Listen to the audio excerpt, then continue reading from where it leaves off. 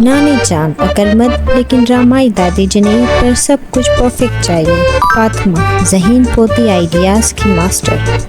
علی چھوٹا بھائی جو باتوں کو ہمیشہ لفظ بہ لفظ لیتا ہے۔ بکری بیبو گھر کی بکری جو اتفاق سے فیشن ماڈل بن جاتی ہے۔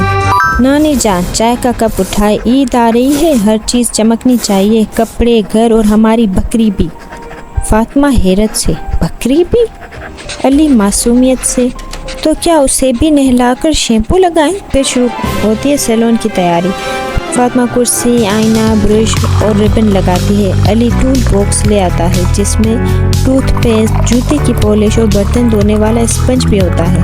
فاطمہ بکری بیبو تمہارے لیے ہمارا عید اسپیشل بیوٹی سیلون۔ علی سنجیدگی سے، میں اس کا مینیکیور کروں گا۔ پھر ہوتا ہے میک اوور کا آغاز۔ وہ دونوں بکری کو نہلاتے ہیں، برش کرتے ہیں اور تیار کرتے ہیں۔ علی اس پر چشمہ پہنانا چاہتا ہے لیکن وہ ربن کھا جاتی ہے۔ فاطمہ صرف آرگینک شیمپو ہے، یہ VIP ہے۔ نانی جان اچانک آتی ہے اور منظر دیکھ کر حیران رہ جاتی ہے۔ نانی جان حیرت سے، یہ کیا ہو رہا ہے؟ بکری ہے یا دلہن؟ پھر عید کی صبح بکری بیبو پورے اسٹائل میں صحن میں داخل ہوتی ہے۔